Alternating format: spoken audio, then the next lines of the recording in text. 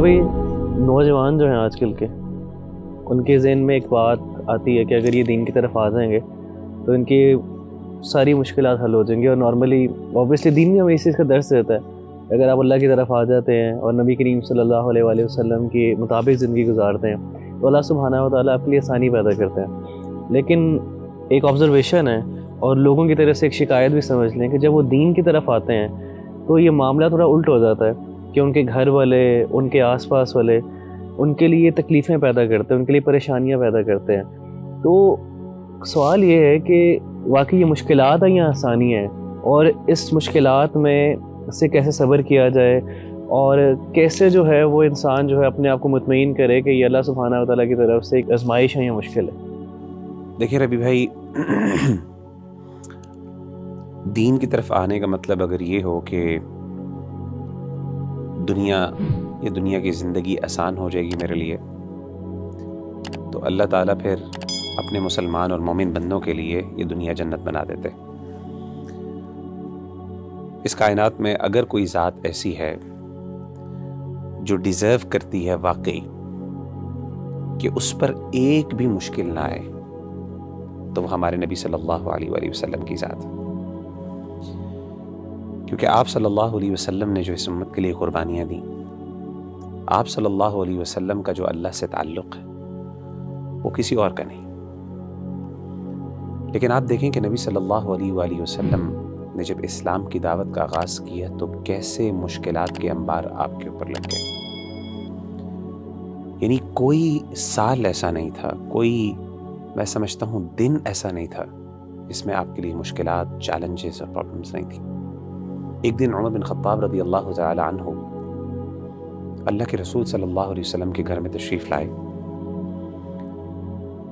اور آپ کہتے ہیں کہ میں نے دیکھا گھر کے اندر سوائے 3 چمڑے کی چادروں کے اور کچھ نہیں تھا. سبحان اللہ. 3 لیدر شیٹس تھیں بس، اور کچھ بھی نہیں تھا. اور آپ صلی اللہ علیہ وسلم ٹیک لگائے ہوئے تھے تکیے پر، اور اس کا نشان آپ صلی اللہ علیہ وسلم کے جسم مبارک کے اوپر نظر آ رہا تھا. یعنی تکیہ بھی کوئی کمفرٹیبل نہیں تھا. تو آپ صلی اللہ علیہ وسلم کی اس جب حالت دیکھی حضرت عمر بن خطاب نے، تو آپ اس کیفیت کو برداشت نہ کر سکے اور کہا کہ یا رسول اللہ، اے اللہ کے رسول صلی اللہ علیہ وسلم، ادعو اللہ، اللہ سے کیوں نہیں آپ دعا کرتے ہیں، فلیوسع علی امتک، کہ وہ آپ کی امت کے اوپر فراوانی کر دیں. فإن فارس والروم لا يعبدون اللہ، جو پرشین امپائر ہے، جو رومن امپائر ہے، وہ تو اللہ کی عبادت نہیں کرتے. ولیکن قد وسع علیہم، لیکن ان کے اوپر تو مال و دولت کے جو ہے خزانے کھلے ہیں. تو آپ کیوں نہیں اللہ تعالیٰ سے دعا کرتے؟ تو سیدنا عمر بن خطاب رضی اللہ تعالیٰ عنہ کی جب اللہ کے رسول نے یہ بات سنی تو آپ لیٹے ہوئے تھے، آپ اٹھ کے بیٹھ گئے، یعنی اس چیز کی اہمیت دلانے کے لیے. اور آپ نے بڑے حیران ہو کے کہا، او فی شک انت یا ابن خطاب، اے ابن خطاب، کیا آپ کو بھی شک ہے؟ یعنی میں آپ سے تو یہ چیز ایکسپیکٹ نہیں کر رہا تھا.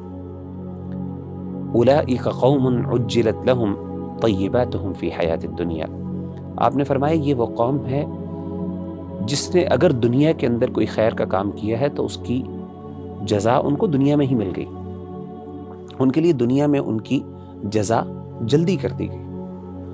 لیکن ہم مسلمان، یہ جو اللہ تعالیٰ کا بندہ، یہ مومن ہے، اس کی کوششوں کو کبھی بھی اللہ تعالیٰ دنیا کے اندر چھوٹا ریوارڈ دے کے ختم نہیں کرتے. اور یہ چیز نبی صلی اللہ علیہ وسلم کی صرف سچویشن یا کنڈیشن نہیں تھی، بلکہ آپ صلی اللہ علیہ وسلم کے لیے جسمانی طور پہ بھی تکلیف دوسروں کی نسبت زیادہ ہوتی تھی. سیدنا عبداللہ بن مسعود رضی اللہ تعالیٰ عنہ فرماتے ہیں، ذکر کرتے ہیں کہ جب اللہ کے رسول صلی اللہ علیہ وسلم اپنی آخری بیماری میں تھے اور آپ دنیا سے رخصت ہوئے، تو آپ کہتے ہیں کہ میں آپ صلی اللہ علیہ وسلم کے پاس گیا آپ کی عیادت کرنے کے لیے، تو میں نے آپ کی تکلیف کو دیکھا، مجھے بڑی تکلیف ہوئی اس کی، اور مجھ سے رہا نہیں گیا، اور میں نے کہا کہ یا رسول اللہ انک لتوعک وعکا شدیدا، کہ اللہ کے رسول صلی اللہ علیہ وسلم آپ کو تو اتنا سخت بخار ہے، مطلب میں نے کبھی اتنا سخت بخار دیکھا نہیں. تو آپ صلی اللہ علیہ وسلم نے کہا کہ اے عبداللہ، واقعی مجھے جتنا تم میں سے ایک شخص کو بخار اور تکلیف ہوتی ہے جسمانی طور پہ، مجھے ڈبل ہوتی ہے. اور آپ نے پوچھا عبداللہ تمہیں پتہ ہے کہ کیوں ایسا ہے؟ تو عبداللہ بن مسعود نے کہا کہ اللہ کے رسول صلی اللہ علیہ وسلم شاید اس لیے کیونکہ اس تکلیف کی وجہ سے اللہ تعالیٰ آپ کا اجر اور ثواب بھی دوبالا کر دیں گے.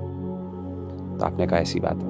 اور آپ نے فرمایا کہ جب ایک مومن پر کوئی تکلیف آتی ہے تو اللہ نہ صرف اس کے گناہوں کو معاف کرتے ہیں بلکہ اللہ تعالیٰ اس کے درجات بھی بلند کر دیتے ہیں. تو اپنا بندہ جو اللہ کا ہے، بعض اوقات میں سمجھتا ہوں بعض اوقات اس کے لیے دین میں آنے کے بعد مشکلات زیادہ بڑھ جاتی ہیں، اور یہ اللہ کی محبت کی نشانی اور دلیل ہے. کیوں؟